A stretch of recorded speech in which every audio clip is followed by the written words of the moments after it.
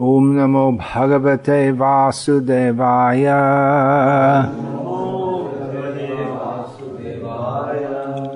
Om Namo Bhagavate Vasudevaya. Om Namo Bhagavate Vasudevaya.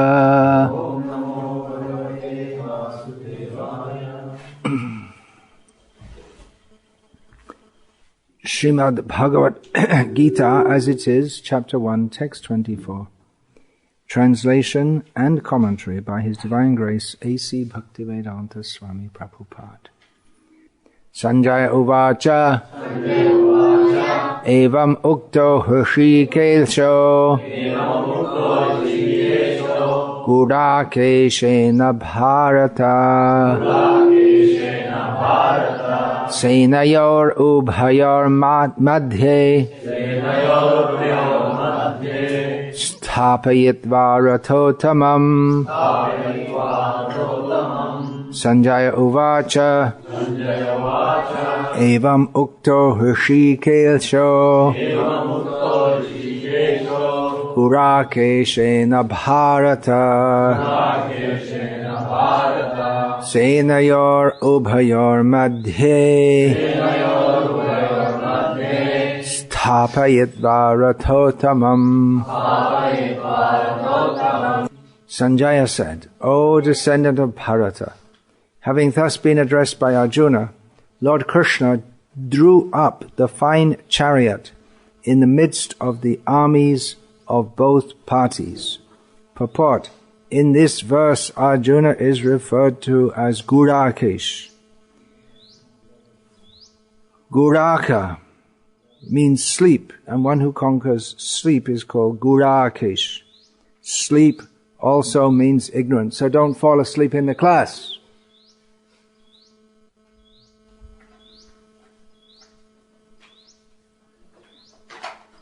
So Arjuna conquered both sleep and ignorance because of his friendship with Krishna. As a great devotee of Krishna, he could not forget Krishna even for a moment, because that is the nature of a devotee. Either in waking or in sleep, a devotee of the Lord can never be free from thinking of Krishna's name, form, qualities and pastimes. Thus a devotee of Krishna can conquer both sleep and ignorance simply by thinking of Krishna constantly. This is called Krishna consciousness or samadhi.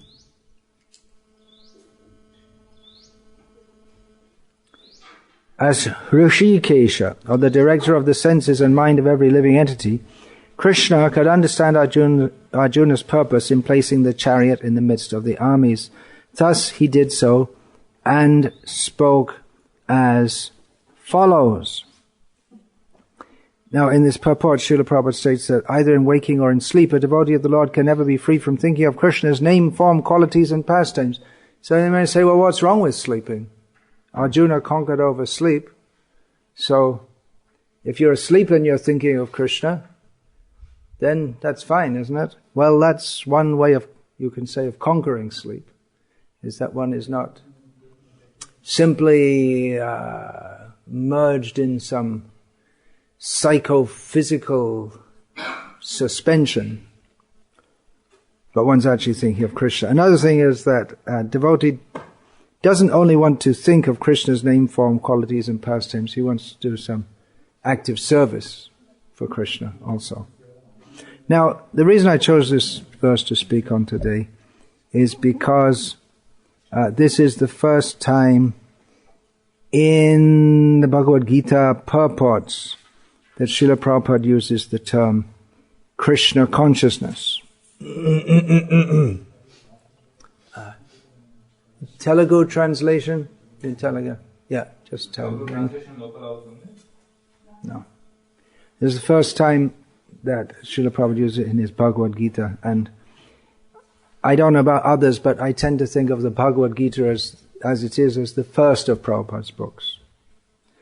Not that it was chronologically composed first, but of course there are many small books, but in reading his commentaries on Shastra, the major commentaries, we begin with Bhagavad Gita, then we go to Srimad Bhagavatam, then Chaitanya Charitamrita. not forgetting the nectar of devotion. So, Srila Prabhupada uses this term literally thousands of times, and I want to speak a little bit about this term, Krishna consciousness. It is an unusual term. I remember when I first heard it, I thought it's a strange term. It's a neologism. It's a term that Srila Prabhupada made up, you could say. There was no such term in English as Krishna consciousness before Srila Prabhupada. Or maybe it was one of his disciples, we don't know, but at least Srila Prabhupada introduced that and made it part of ISKCON lexicon.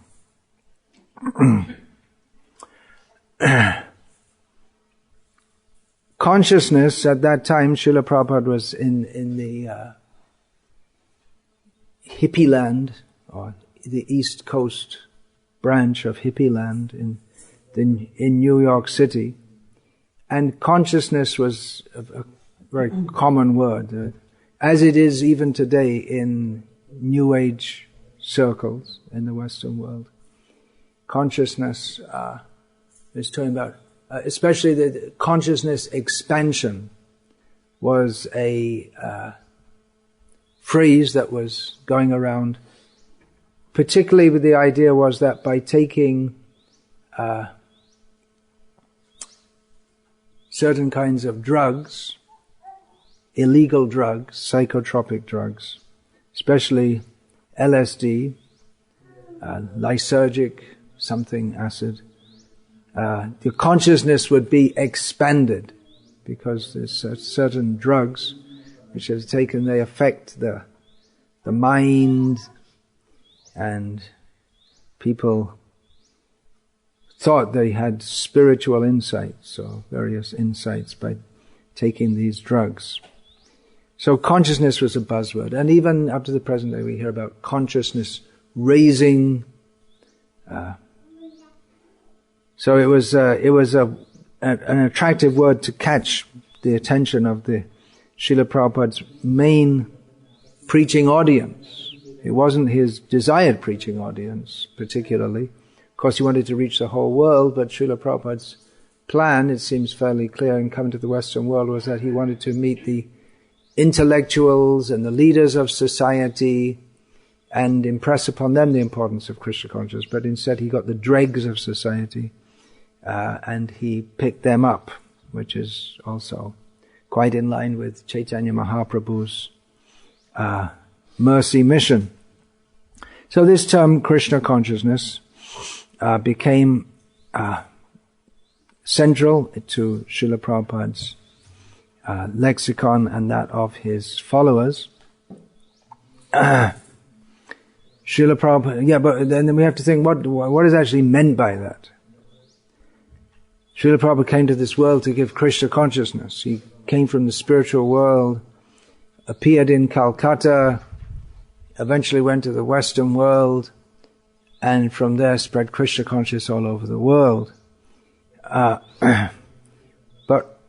what do we actually mean by Krishna consciousness? If we ask that question, that could be answered in various ways. There are various verses which give definitions of what we call Krishna consciousness. For instance, anyabhilashita shunyam jnanakamadhyana avritamanakulyena krishnanushilanam bhaktiruttama. This gives the understanding of Krishna consciousness, or the endeavor to be Krishna conscious. Cultivating a spirit of no desire other than to serve Krishna favorably. That can be called Krishna consciousness.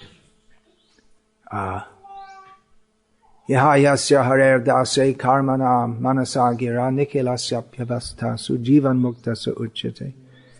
In this world, even while situated in this world, one who dedicates fully his mind, body and words to Hari, in all circumstances and all situations, such a person is called liberated in this life. So we get an idea of Krishna consciousness from that verse. Then Savai Pumsang Paro Dharmo Yato Bhaktirad Hokshajaya Haitokya Pratihata Yayatma Suprasidati. We get an idea of Krishna consciousness from this verse, that the topmost occupation for all living beings is that by which one performs loving service to the Supreme Lord who is beyond the purview of the material senses. Such service should be unmotivated and uninterrupted in order to completely satisfy the self. So these are various definitions of Krishna consciousness. This term, Srila Prabhupada explained, this particular term, Krishna consciousness, he specifically derived it from a verse of Srila Rupa Goswami, Krishna Bhakti Rasa Bhavita Matihi. Very difficult to translate exactly in English, but the translation is Krishna consciousness. Matihi. If you say Krishna Mati, that could be translated as Krishna consciousness, but more specifically, more elaborately, Krishna Bhakti Rasa Bhavita Matihi.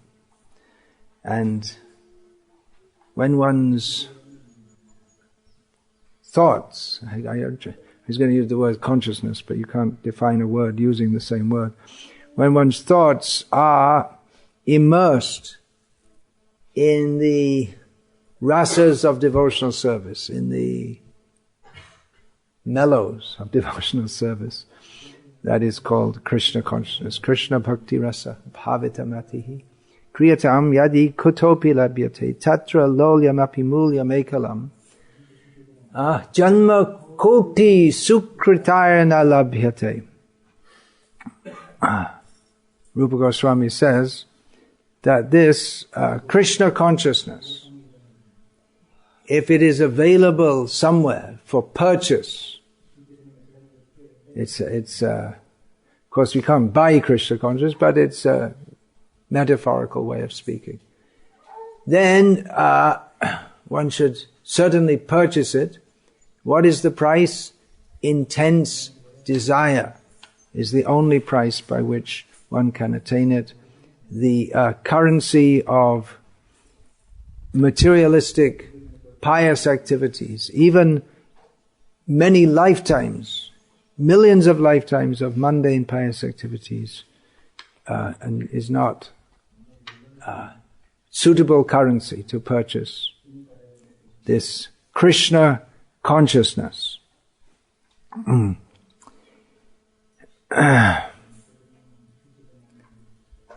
So this is the first, in Srila Prabhupada's Bhagavad Gita as it is within his purports, this is the first definition of Krishna consciousness. Thinking of Krishna constantly. This is called Krishna consciousness. Well, there's a very simple definition. This is thinking of Krishna consciousness, Krishna constantly. Ananya cheta satata. Ananyas chintayantamam. Several times in Bhagavad Gita, Lord Krishna speaks about thinking about him, Krishna, without thinking of anything else. Manmana, Krishna says, think of me. Srila Prabhupada in his translation adds the word, always think of me. That's understood from other texts of Bhagavad Gita, Ananyasya. So this is to always think of Krishna. This is a very simple, straightforward, and easy to understand definition. Of course, that's also qualified by that verse that Rupa Goswami gives, that anukulyena Krishna anushilanam, because as Srila Prabhupada, following the previous acharyas, also explained, it's possible to think of Krishna in a non-favorable way. Just as Kamsa always thought of Krishna. Shishupal always thought of Krishna. But that's not bhakti. And even though Narada states that one can attain Krishna even by lower emotions, by kama, by desire, by krodha, by anger, by matsarya. But that which is opposed to Krishna consciousness, or opposed to the spirit of pleasing Krishna, that which is opposed to the spirit of pleasing Krishna, that's not what we mean when we say Krishna consciousness. It could be said to be Krishna. Well, it is Krishna consciousness in as much as one is always thinking of Krishna. But it's not what Srila Prabhupada came to give to the world. It's not what Chaitanya Mahaprabhu, it's not what Krishna wants us to do.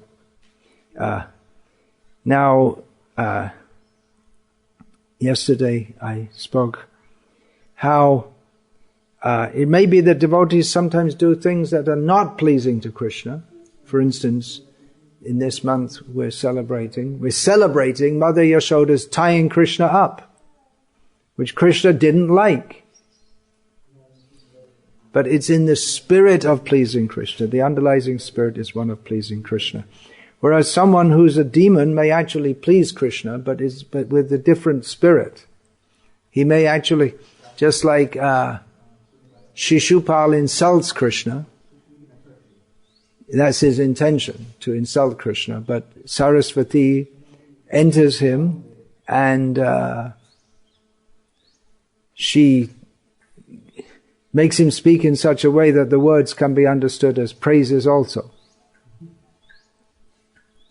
For instance, Shishupal calls Krishna Adham, which is generally understood to mean the lowest, Purusha Adhama, the lowest of all people. But Saraswati, who enters Shishupal, who also enters Vishwanath Chakravarti Thakur, who explains it this way, can also mean the one who makes all others go down. In other words, one who's above all others. So the basic understanding is to be in Krishna consciousness. Here's another definition. I didn't get the reference. That's from the same quote, that Krishna Bhakti Rasa Bhavita Matihi, as quoted in Chaitanya Charitamrita. To be in Krishna consciousness, one must be absorbed in pure devotional service and experience rasa or transcendental mellows by thinking of Lord Krishna. So I said that's a very difficult term to translate, Krishna Bhakti Rasa Bhavita Matihi. But here's Srila Prabhupada's translation. To be in Krishna consciousness, one must be absorbed in pure devotion. So be in Krishna consciousness, that's Krishna Matihi, the first and last words of that phrase.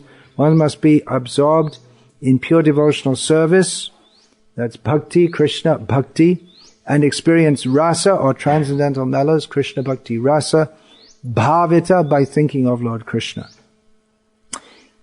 In Srila Prabhupada's Krishna book, in the preface, he writes, the art of focusing one's attention on the Supreme and giving one's love to Him is called Krishna consciousness.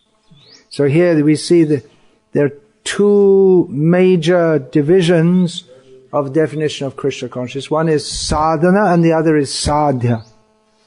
To the art of focusing one's attention, that means bringing oneself to think about Krishna, practicing. That is Krishna consciousness. And when one is always thinking of Krishna favorably, automatically, that is Krishna consciousness. So it's both Krishna consciousness, but one is practice and the other is perfect. The prime example of the perfect devotees who always think of Krishna are, of course, the gopis of Vrindavan, who at one time among themselves discussed and said that, we're always talking about Krishna and thinking about Krishna, but He only gives distress to us. So why don't we just stop? We'll stop talking about and thinking about Krishna. We don't have anything to do with Him, and then we'll be happy. But they couldn't do it. Not even for a moment. It wasn't possible. They were already completely caught by Krishna. So, some of Srila Prabhupada's definitions of Krishna consciousness, as given in his Bhagavad Gita as it is. And remember that Srila Prabhupada used this term hundreds, thousands of times.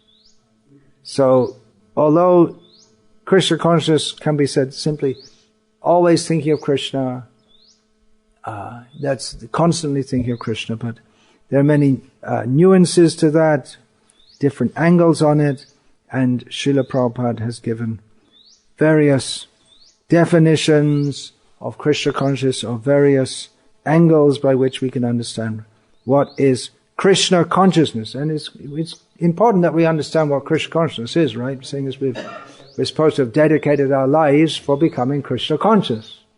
So it's a very good idea to understand what Krishna consciousness is. What is Krishna consciousness? Well, yeah, Hare Krishna. We should be able to answer. What is your belief? Sometimes people ask, especially in the Western countries. What is your belief? They presume it's a belief. The very question is atheistic. The idea that it's just you believe this, someone else believes that, and it's all different beliefs, and there's no actual fact. There's no actual absolute reality, but anyway, you believe this, and someone else believes that, and as long as you don't interfere with my sense gratification, I don't give a damn what you believe. I respect it, as long as you don't tread on my sense gratificatory toes. Okay, in Srimad Bhagavad Gita as it is, chapter 2, text 40, Srila Prabhupada writes, activity in Krishna consciousness, or acting for the benefit of Krishna without expectation of sense gratification, is the highest transcendental quality of work. So here Srila Prabhupada defines it, well actually it's a definition of the highest transcendental quality of work, but by defining that, he gives an idea of what Krishna consciousness is, and this is very much in line with Srila Prabhupada's presentation of Krishna consciousness. Yesterday I spoke about how devotees should develop a taste for bhajan, and of course that's not outside Srila Prabhupada's teachings. We see that he often, especially in the early days of his ministration in the Western countries, would say, yes, on Ekadashi, you chant more rounds, and he would encourage, and he'd often say, why 16 rounds? It's the minimum, chant more. You can chant more also. But he also, especially as his preaching activities picked up all over the world, would very much emphasize devotees have to be active in Krishna consciousness. So acting in Krishna consciousness. Acting for the benefit of Krishna. Actually, of course, we can't benefit Krishna, but we can't benefit Krishna. But Krishna has made this world in such a way that we can do some service for him and advance the cause of his mission.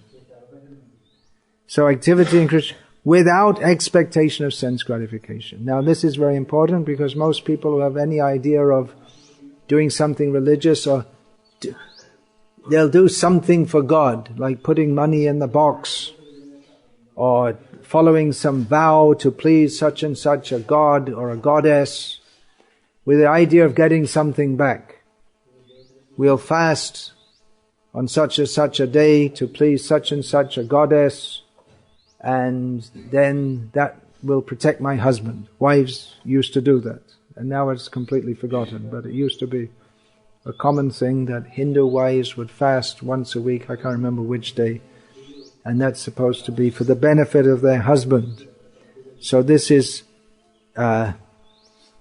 possible to do in relation to Krishna also, and that's probably the reason, or almost certainly the reason why the temple at Tirupati, Srinivas, Tirumala is most popular, because people have great faith that by putting money there, they'll get more back. And it seems to work because there are lakhs and lakhs of people going there every month. So without expectation of sense gratification, it's a completely different attitude. Acting for the pleasure of Krishna. Then in Bhagavad Gita, chapter 2, text 45 purport, Srila Prabhupada writes, this transcendental position is achieved in full Krishna consciousness when one is fully dependent on the good will of Krishna. I'm just going through these very quickly, but these are all very, very important points. If we read Srila Prabhupada's books very carefully, we'll find that every line, every sentence, every word is full of so much depth that we could discuss for hours and days and weeks and lifetimes. Being fully dependent on the goodwill of Krishna. This is the surrendering process. Rakshishati vishvaso goptridve varanang tata. The faith that Krishna will protect me, Krishna will maintain me. Ashabandha. One of the symptoms of a devotee in bhava bhakti, ecstatic love, he feels that even though I'm not qualified for attaining Krishna, still I have the hope. Krishna is very kind. He will deliver me. Fully dependent on the goodwill of Krishna. In this world we can expect so many setbacks and difficulties and turmoil, and it might seem that the whole situation is against my becoming Krishna conscious.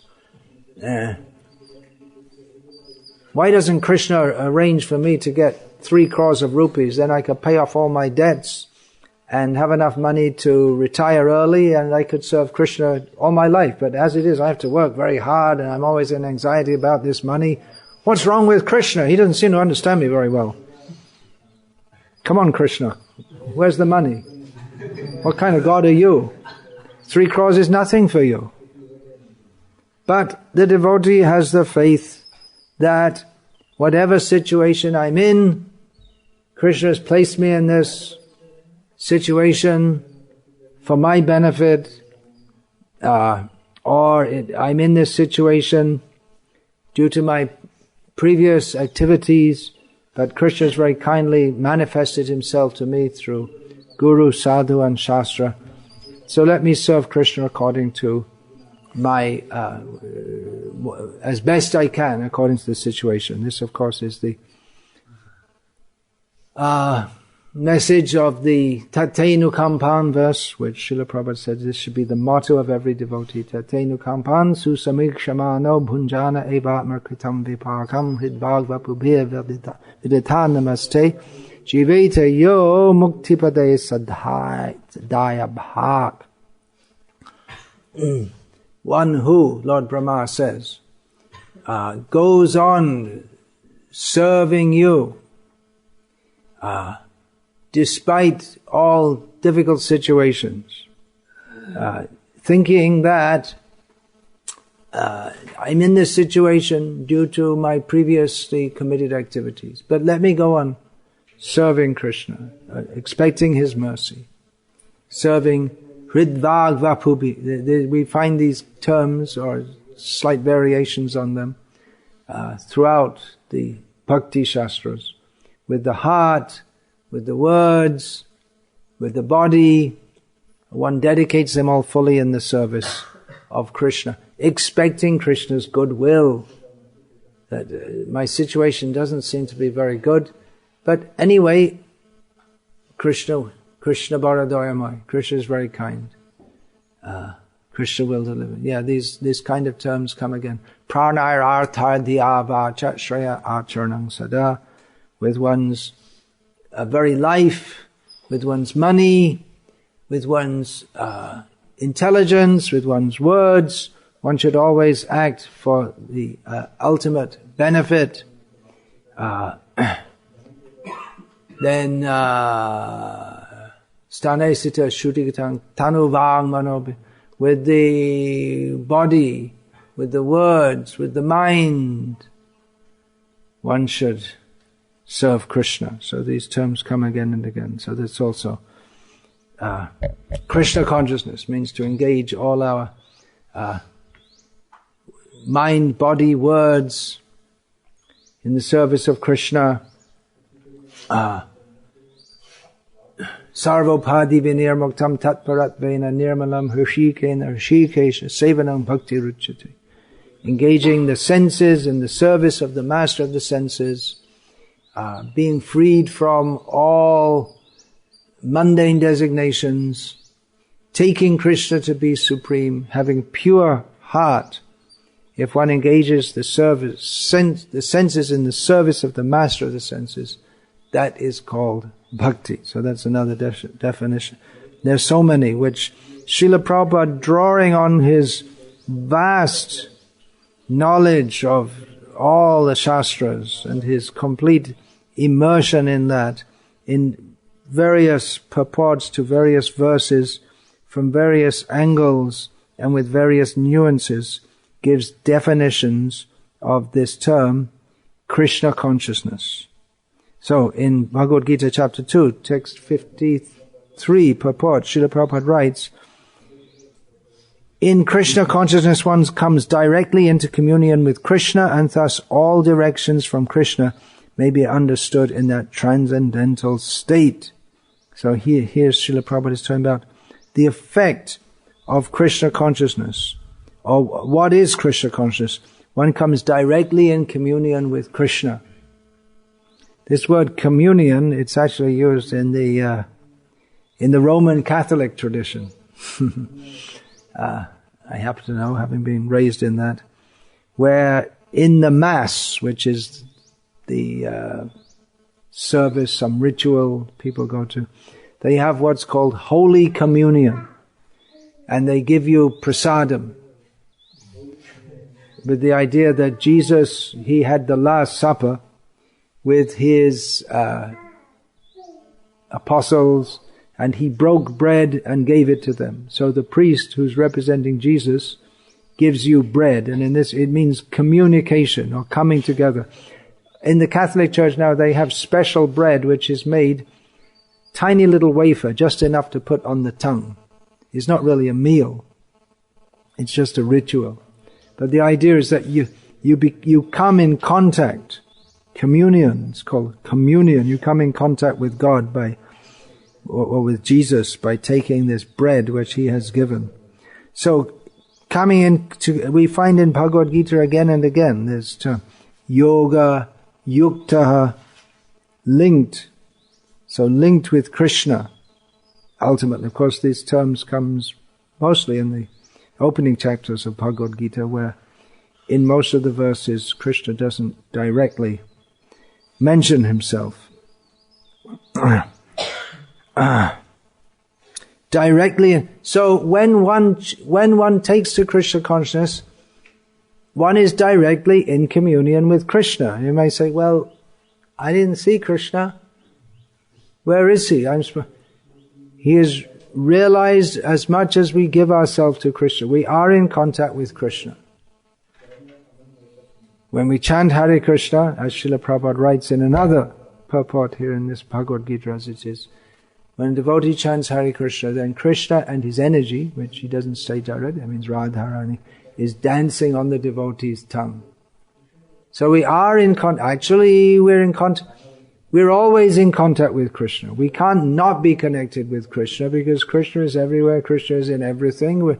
It's not possible to actually separate ourselves from Krishna. But we separate ourselves by our consciousness. By thinking, I am an enjoyer of this material world, by that consciousness we separate ourselves from Krishna. And Krishna consciousness means to directly be conscious of Krishna and reawaken that relationship of dependency on him. So we are with Krishna, but Krishna consciousness means to be conscious of the fact that there is Krishna and I am his eternal servant. And not being in Krishna consciousness means to not be conscious of this. So as soon as we begin that consciousness, then we're in Krishna consciousness, and the more we take that to heart, then we can experience that Krishna is directly acting in our lives. Krishna helps the devotee to come to him. Dadami buddhi yogam tam yenam Well, tam in this case means tesham satata yuktanam bhajatam priti purvakam dadami buddhi yogam tam yena mam upayanti te. Krishna says, to those who are always engaged in my service with love, Krishna says, I give them the intelligence by which they can come to me. So a devotee experiences Krishna. So that's another meaning of Krishna consciousness, to directly be in association or directly in communion with Krishna. Otherwise, one is always in communion with Krishna, but to directly, it's a direct opening the door to Krishna. And when one is actually in a complete state of openness with Krishna, Paramatma Samahita, one is directly in contact with Krishna in the heart, then all directions from Krishna may be understood. So Bhagavad Gita, one can understand what does Krishna say. Others don't understand. So many people have given commentaries on Bhagavad Gita, but they don't understand what Krishna is because they don't have they're not in direct communion with Krishna. So they interpret. They may be very good Sanskrit scholars, and they interpret, and Krishna via Saraswati, the Saraswati, Dushta Saraswati, the Saraswati of this mature world, can give amazing intelligence by which people can interpret in all kinds of novel and interesting and apparently plausible ways, but such interpretations, they take us away from Krishna. We don't understand what Krishna actually wants, because from the very outset, those who want to make commentaries on Bhagavad Gita denying Krishna, they don't want to know. They're not reading Bhagavad Gita thinking, well, what does Krishna want? The whole point is, what Krishna wants, what he wants to convey to Arjuna, what he wants Arjuna to do, that is borne out by Arjuna's ultimate acceptance of Krishna's words, Karishe vachanam tava, I'll do what you say, Krishna. But those who are mundane scholars, they don't have this spirit, and so they think, oh, see, such realizations, such insights. They may have very deep realizations and insights, but they're all wrong. Maybe very deep, just like a pit of poison can be very deep, but it doesn't mean it's the real thing. But they think it is, and because the platform of the intelligence and the mind, that's compared to the sensual platform, indriyani parani arhur indriyebha parang manaha manasastu para buddhi, because the platform of the intelligence is much higher than that of the sensual or the emotional. So I think, yes, they're very high. They take it to be spiritual, but it's not. They're still in Maya. So, from Bhagavad Gita, chapter 2, text 56, purport, Srila Prabhupada writes, the Stita Dhir Muni is always in Krishna consciousness, for he has exhausted all his business of creative speculation. Yeah, so many munis, they may speculate on what Krishna says or what a Shastra says, but one who's finished with all that can be called a Stita Dhir Muni. He's always in Krishna consciousness. How has he come to Krishna consciousness? He's finished all these speculative ideas. He is called, and here Srila Prabhupada quotes from Yamunacharya Stotra Ratna, Prashanta Nishesha Manoratantara. This is the Sanskrit for exhausted all the business of creative speculation. Prashanta, it's become peaceful, stopped. Prashanta, Nishesha, come to an end. Manoratantara, all different movements and permutations and combinations of the mind maneuvering here and there. When that's finished, one has surpassed the stage of mental speculations, has come to the conclusion that Lord Sri Krishna or Vasudeva is everything. Vasudeva sarvamiti samahatma sudurlabhaha. So when one comes to the understanding, Vasudeva, Krishna is everything, that is called Krishna consciousness. So you see, these are various definitions, and together they help to give us a complete picture of what it means to be in Krishna consciousness.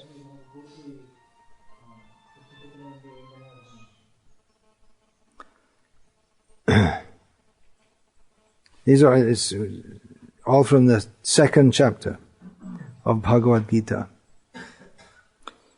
You may say, well, in the second chapter, Krishna hardly doesn't seem to speak very much about bhakti at all. So why is Srila Prabhupada explaining all in terms of bhakti and Krishna? Well, in Bhagavad Gita, Lord Krishna says, Yo mang pashyati sarvatra sarvang cha mai pashyati tasyaham tasyaham na pranashyami sachame na pranashyati. Krishna says, one who sees me everywhere and everything in me, to him I am never lost and he is never lost to me. So, if one can see Krishna everywhere and in everything, then why not in every verse of Bhagavad Gita, which Krishna himself directly speaks? So in Bhagavad Gita chapter 2, text 63, Srila Prabhupada's purport, he writes, a person in Krishna consciousness knows how to use everything in the service of the Lord. Therefore, he does not become a victim of material consciousness. This is another symptom of Krishna consciousness. How to use everything in the service of the Lord. So, that's just a short statement, but it gives the whole understanding of Yukta Vairagya as compared with Falgu Vairagya. People who see that this world is a very dangerous place. It's all Maya. Sarvang Kalv Idang Brahma. The Upanishad says everything is Brahma, but those who are very afraid of this material world, they see it's all Maya. Everything here is Maya. Leave it, avoid it. But a devotee knows that everything is Krishna's property. Everything is given by Krishna. So everything should be used for the service of Krishna. And in this way a devotee can live in this world seeing everything in relation to Krishna. That's another aspect of Krishna consciousness. To see everything in relation to Krishna. And think and know and be given the intelligence how to use everything in relation to Krishna. And in this way a devotee lives in this world in Krishna consciousness without becoming a victim of material consciousness. So you can see all of these terms have so much import. A devotee is only concerned with the satisfaction of Krishna. In Bhagavad Gita, as it is, chapter 2, 664, purport, Srila Prabhupada writes, although the person in full Krishna consciousness may apparently be on the sensual plane, because of his being Krishna conscious, he has no attachment to sensual activities. The Krishna conscious person is concerned only with the satisfaction of Krishna and nothing else. So this again brings out the purport of Yukta Vairagya. Devotee engages his senses in the service of Krishna. He might appear to be on the sensual plane. Why is a devotee so active in the world? And why is he cooking such nice foods and arranging money for various projects? Because he's in Krishna consciousness.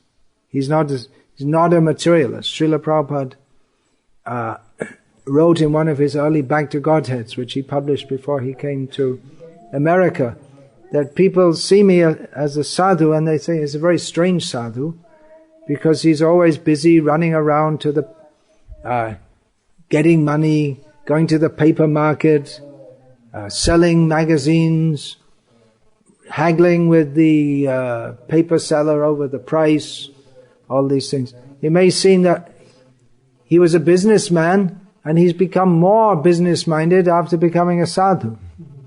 So what is this? And Srila Prabhupada explained that this is all done for Krishna, so it's all transcendental. So, although a devotee may apparently be on the sensual plane, one who is in full Krishna consciousness, there's another definition that has no attachment to sensual activities. Even though busy in this world, engaged in this world, that means engaging with the objects of the senses. But he is kurmangiva. It's like the limbs of a tortoise. Kurumanga. They're withdrawn within his body. In other words, his senses don't interact with the sense objects for the purpose of sense gratification. But seeing that everything in this world is for Krishna's service, I'm also meant for Krishna's service. My senses are meant for serving Krishna. So let me serve Krishna. And then this very important statement, the Krishna conscious person is concerned only with the satisfaction of Krishna and nothing else. And that is a seminal and short but complete definition of Krishna consciousness.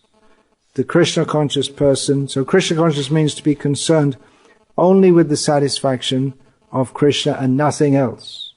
Therefore, Krishnarte kila cheshta, to always act, to always endeavor for Krishna's sake. So it's not just consciousness, not just, well, I'm Krishna conscious, I'm sitting here. Prabhu, get up. No, I'm lying down thinking of Krishna. No, you have to get up. Yeah, and actually do some activities in Krishna conscious. So Krishna conscious means consciousness, but it means also not just that one's conscious of Krishna, but if one's actually conscious of Krishna, then he will act for the satisfaction of Krishna. It's not enough to say, well, I'm Krishna conscious, so that's it. I'm always thinking of Krishna, so what do I need to do? Well, if you're thinking of Krishna, then there are so many things to do in Krishna's service. I'll finish here now, and Krishna willing, we'll continue this later tomorrow. Hare Krishna. Any questions about what has just been said? Yeah.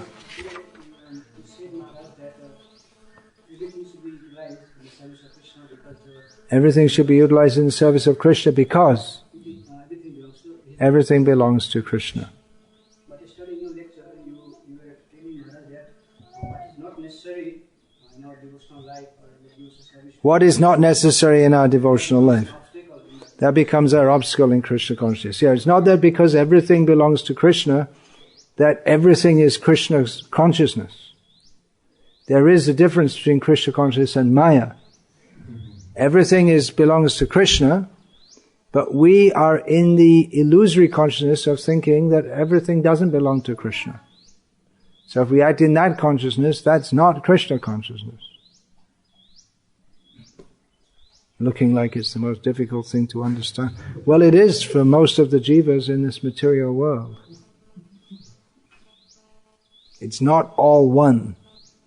Everything's all the same. So just, everything's Krishna, so whatever I do is Krishna conscious. No.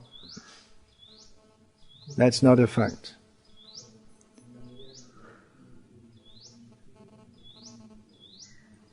Most people they forget, they're not conscious of Krishna. That's the whole point. One has to be conscious of Krishna. Consciousness of Krishna also means to know what Krishna wants us to do. So there's a difference between, just like we have 4 regulated principles. One who's in Krishna consciousness doesn't eat meat.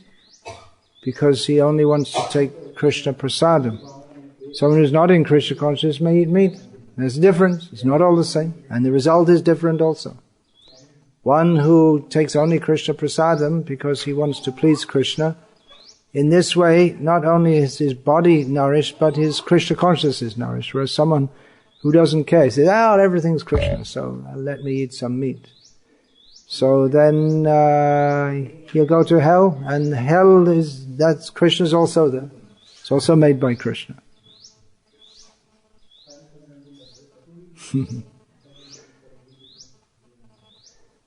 Hare Krishna.